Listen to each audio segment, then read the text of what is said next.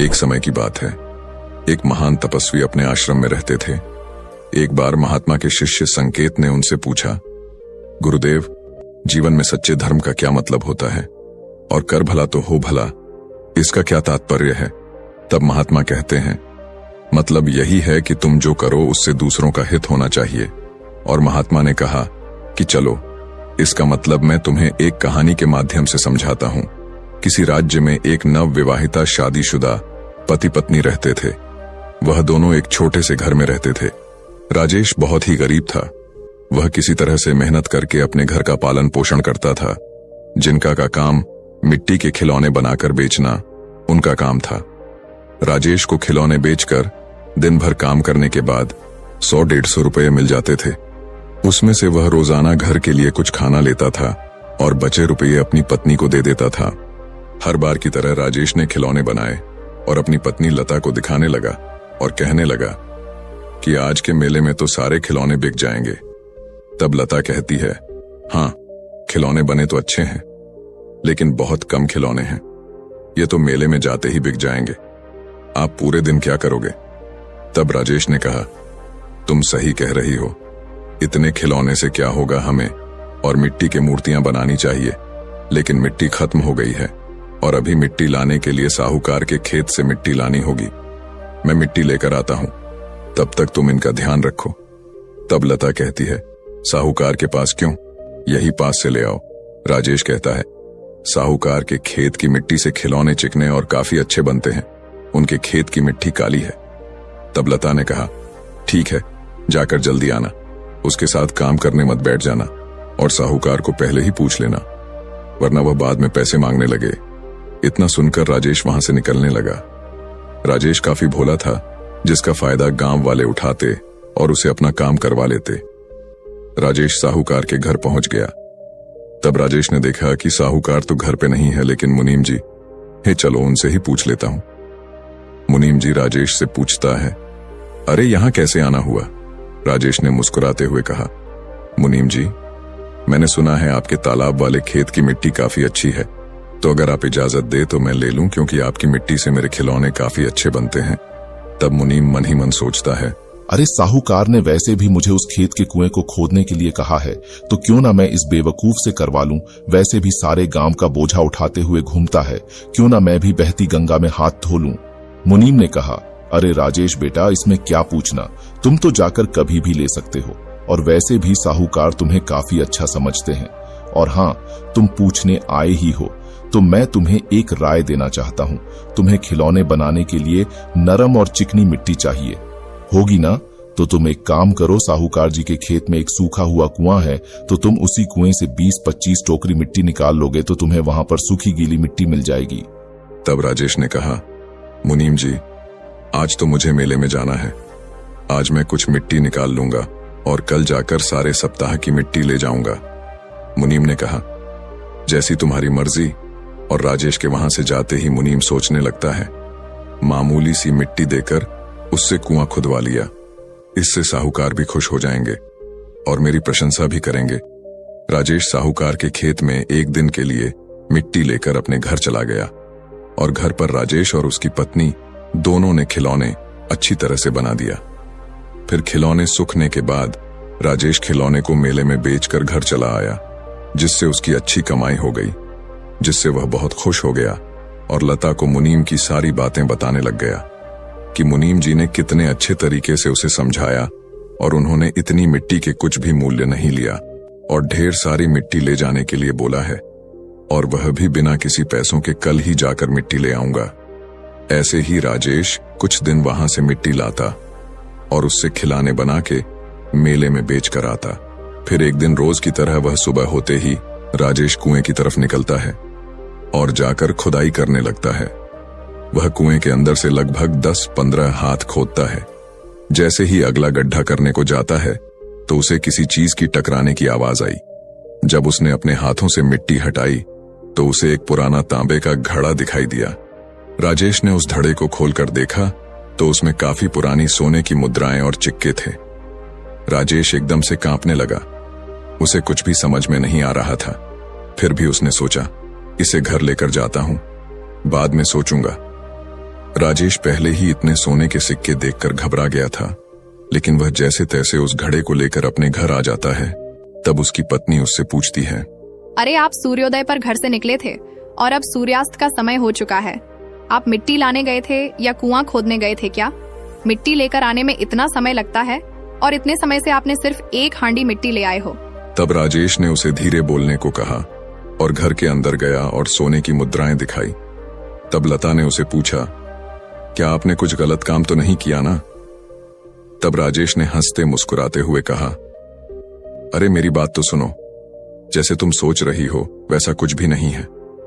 जब मैं साहूकार के खेत में गया मुझे कुएं से मिट्टी निकालने को कहा था, लेकिन जब मैं उसे कुएं को खोदा तो मुझे यह घड़ा मिला जिसमें यह सोने के सिक्के थे।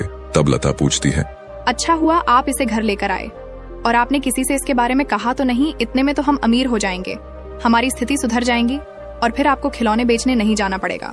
तब राजेश ने गुस्से से कहा, नहीं, ये तुम क्या कह रही हो? ये सोने के सिक्के हमारे नहीं हैं, तो इन पर हमारा हक नहीं है। लता कहती है, हम क्यों नहीं ले सकते? इन मोहरे को राजेश कहता है। माना सारे गांव वाले मुझे बेवकूफ समझते हैं, लेकिन मुझे इतनी समझ है कि अगर इस बात का पता साहूकार जी को लगा तो हमें जेल जरूर जाना पड़ेगा। और वैसे भी इनका हकदार तो साहूकार ही है।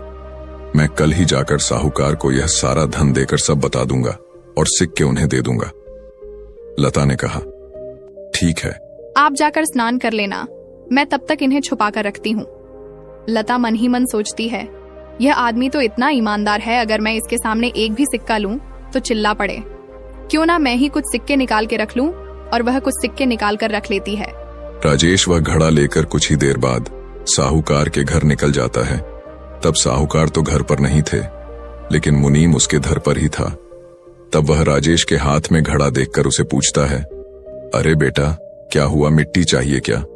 जाओ वही कुएं से ले आओ।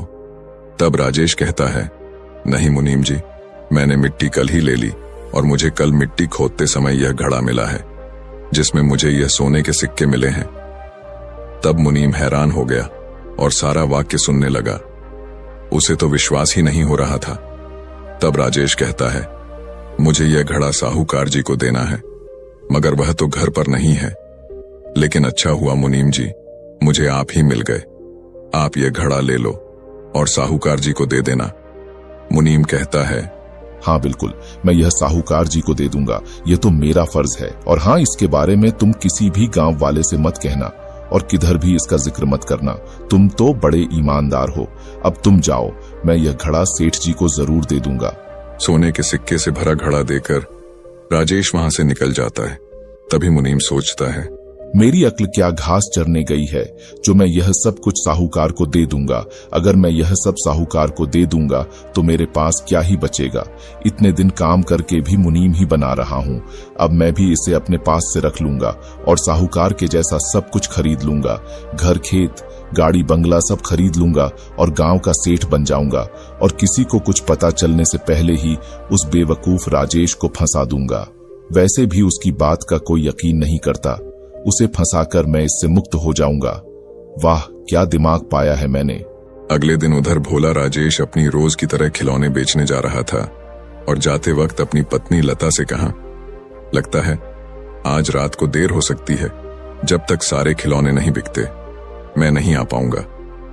लता भी कहती है, पता है आपकी ईमानदारी का फल आपको जल्दी ही मिलेगा। इतनी मेहनत से बने खिलौने जल्दी बिक जाएंगे और मैं भी घर के काम करके खाना बना लूंगी। इतने में मुनीम साहूकार को लेकर राजेश के घर आता है और उस पर इल्जाम लगाने लगता है, मैंने कल इसे आपके खेत में से कुछ ले जाते हुए देखा है। जब मैं इसके पीछे आया तो मुझे इसके आंगन में से एक सोने की मुद्रा मिली। इसका साफ साफ मतलब है कि इसे जरूर हमारे खेत में से कुछ मिला है और मैंने इन दोनों को कल बात करते हुए सुना था। अब उनके घर की तलाशी लेनी चाहिए। मुनीम ने सिपाही को बुलाया। तब लता डरने लगी और तलाशी से मना कर रही थी। तब राजेश ने सारी घटना साहूकार जी को सुनाई और कहा, जब मैं आपके खेत के कुएं में खुदाई कर रहा था तब मुझे सोने के सिक्के मिले तो थे और मैंने वह सिक्के मुनीम जी को लाकर दिए थे। साहूकार को मुनीम पर भरोसा था, इसीलिए उसने मुनीम की बात को ही सच माना था और राजेश से कहा कि मैं तुम्हारे घर की तलाशी लेना चाहता हूं। राजेश कहता है, क्यों नहीं आप जरूर मेरे घर की तलाशी ले सकते हैं, क्योंकि मुझे जो मिला था मैंने वह मुनीम जी को लाकर दिया था और आपको देने के लिए भी कहा था। मुझे किसी बात का डर नहीं है, आप बेझिझक मेरे घर की तलाशी ले सकते हैं। लता के मना करने पर मुनीम कहता है, जरूर, सोने के मोहरों के साथ साथ इन्हें और कुछ भी मिला होगा, इसीलिए तो यह हमें रोक रही है। फिर उन्होंने तलाशी ली। तलाशी के बाद जब सोने की कुछ मोहर मिलती है तब राजेश को कुछ समझ नहीं आता है और सिपाही उनसे पूछते हैं, क्यों तुमने तो सारे सिक्के मुनीम जी को दे दिए थे, अब ये कहां से आए, जबकि तुम दावा कर रहे हो कि सिक्के तुमने मुनीम को ही दिए हैं। अब ये कहां से आए हैं, जरा बता सकते हो? राजेश ने साहूकार जी से कहा, आप मेरे बातों का यकीन कीजिए, मैंने कल ही मुनीम जी को सारी मुद्राएं दे दी हैं। साहूकार भी राजेश से पूछने लगे, जब तुमने सब कुछ मुनीम को दे दिया था तो यह कहां से आया, सीधे सीधे बताओ, वरना सिपाही तुम्हें कारागार में जरूर डाल देंगे। डर के मारे राजेश रोने लगता है। तब उसकी पत्नी मान्यता कहती है, साहूकार जी, मेरे मन में लालच आया और मैंने कुछ सोने के सिक्के रख लिए ताकि हमारे घर की गरीब भी दूर हो सके। बस बाकी की सारी मुद्रा मेरे पति ने इस मुनीम को दे दिए थे और अब यह झूठ बोल रहा है। मुनीम ने कहा, यह अपने पति के साथ है, दोनों मिलकर मुझे फंसाना चाहते हैं ताकि इन्हें कारगर ना जाना पड़े। आपने देखा ना, सोने के सिक्के उनके ही घर मिले, अब यह मुझे फंसाना चाह रहे हैं। और सिपाही से कहा, इन्हें लेकर जाइए और इनकी अच्छी मरम्मत करना।